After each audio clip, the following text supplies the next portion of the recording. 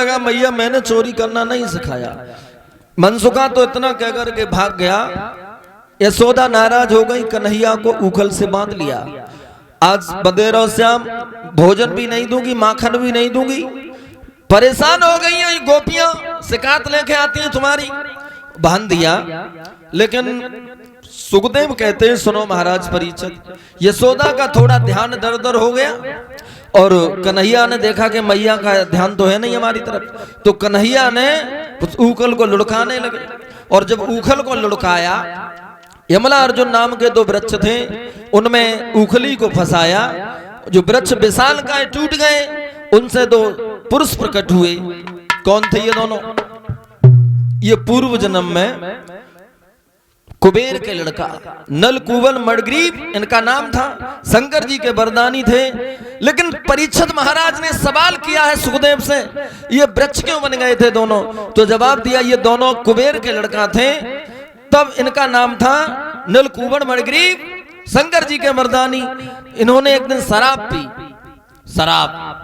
और देखो भाइयों, शराब का और बुद्धि में बहुत बड़ा बैर होता है। शराब और बुद्धि इकट्ठे कभी एक जगह नहीं रहे। शराब अंदर और बुद्धि बाहर। शराब पी तो नशा हो गया, और जब नशा हो गया तो दोनों की बुद्धि भी खराब हो गई। एक दिन अपनी पत्नियों से बोले हैं वो दोनों घमंडी, अरे वस्त्र उतारा मेरी प्यारी, आज हुई कि न गिना नहावे।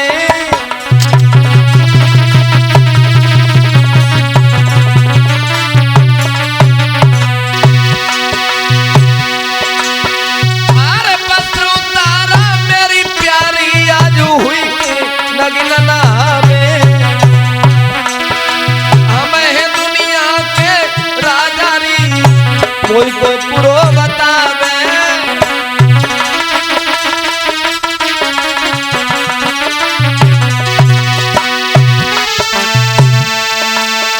महाराज मना जब कर रही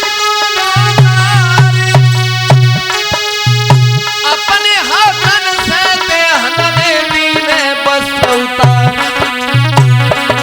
खुद भी नंगे दोनों बहना के संग नहाते, खुद भी नंगे दोनों बहना को संग नहाते।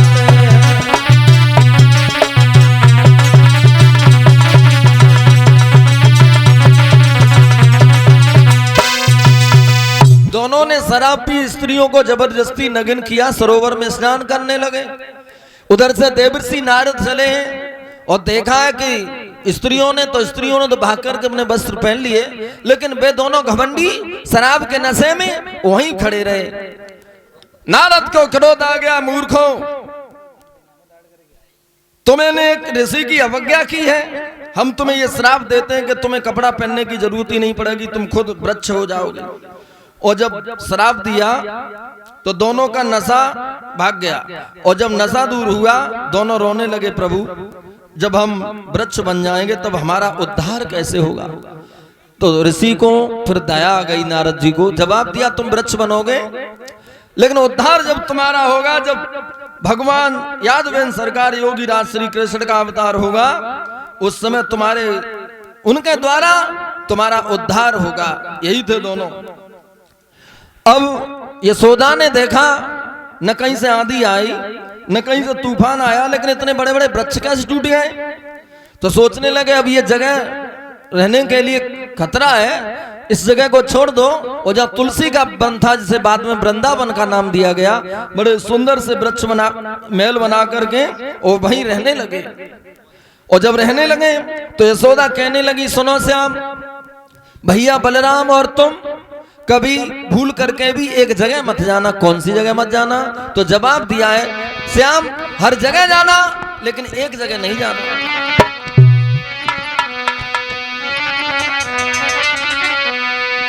कि यमुना तट पर काली देह पर और मेरे लाल भूल के मत जाना।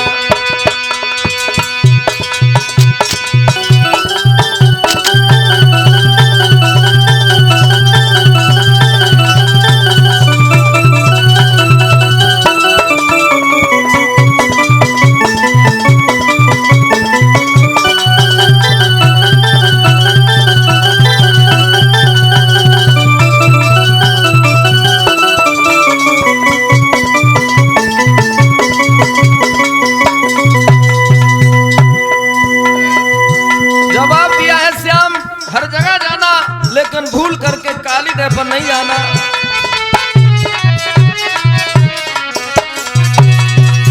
लेकिन जब सुबह हुआ तो कन्हैया सबसे पहले काली देह पर गए, जहाँ यशोदा ने मना किया। क्या किया?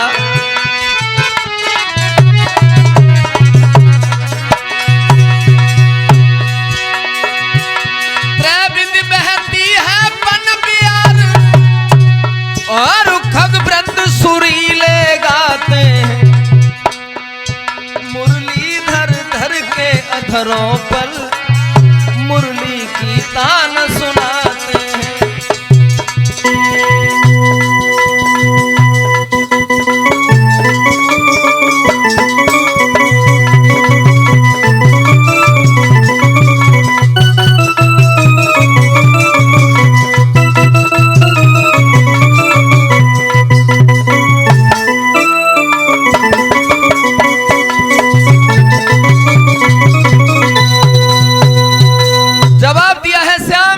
हर जगह जाना, लेकिन भूल करके भी भूल मत करना काली देह पर नहीं जाना, क्योंकि रमणद्वीप का रहने वाला कालिया नाग जो कद्रू का पुत्र है वो आके बस गया। लेकिन कन्हैया सबसे पहले वहीं गए। अब हुआ ऐसा भक्तों, श्याम सुंदर वृंदावन में है, इधर कंस की कचहरी लगी हुई है। भोजराज कंस के दरबार में एक दिन देवर्षि नारद प्रवेश कर गए। कहने लगे, कंसराज आइए बाबा जी, आइए, हम तुम्हारा बड़ा सम्मान करते हैं, विराजिए। और बैठा लिया तो पूछने लगे नारद जी, बात क्या है कंसराज? भैया, जब हम पहले कभी आते थे तो तुम बड़े हष्टपुष्ट थे, तंदुरुस्त थे, लेकिन दिन दिन तुम्हारी दशा खराब होती आ रही है। कोई कष्ट है, कोई मुसीबत है? तो जवाब दिया, कहने लगे हैं बात ऐसी है कि तुम तो जानते ही हो, जो नंद बाबा है वृंदावन में, उसके दो बच्चे हैं कृष्ण बलराम, उसकी चिंता खाई जा रही है नारद। तो जवाब दिया, कोई मुसीबत है, कोई कष्ट है तुम्हें? बोले हाँ, ज्योतिषियों का कहना है कि जो देवकी का 8वां लड़का है उसके द्वारा हमारी मौत होगी। तो जवाब दिया, किसी को भेजा नहीं? बोले भेजा नहीं। अरे तुम बात कर रहे हो, किसे नहीं भेजा? पूतना, तड़ावत, अघासुर, धेनुकासुर, वत्सासुर सबके सब चले गए, आज तक कोई लौट के नहीं आया। और किसी ने यह भी नहीं बताया कि वो कृष्ण काला है या फिर गोरा है। अब चिंता वाली बात यह है नारद, ये सब सबके सब चले कहां गए? तो जवाब दिया, बकासुर नाम का राक्षस था, उसके हाथ अपने हाथों में ले लिए। जवाब दिया है, भैया अब तू चला जा, क्योंकि तेरे अलावा कोई बचा नहीं है। और वो कभी कहते हैं,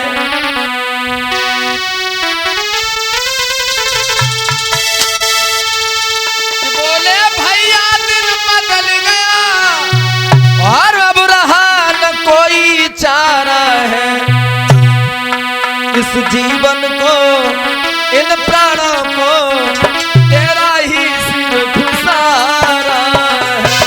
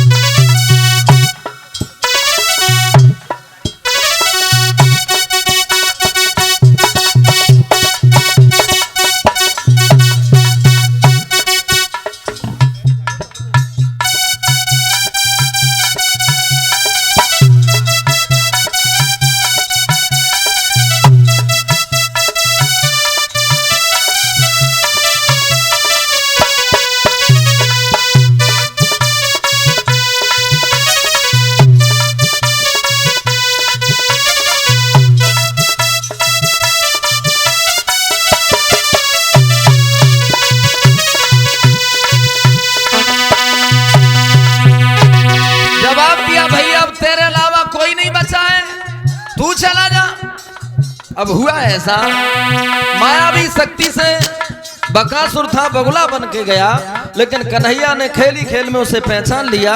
और हुआ ऐसा,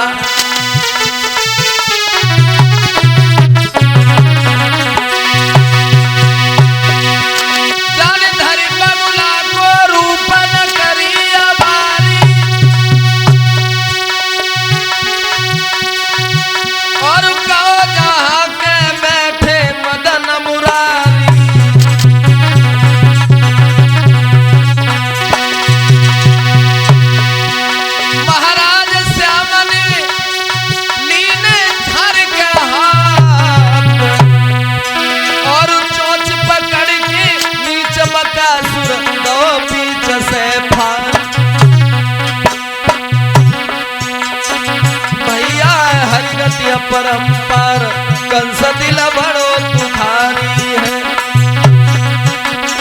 प्रमोद हरि गति अपरंपार कंस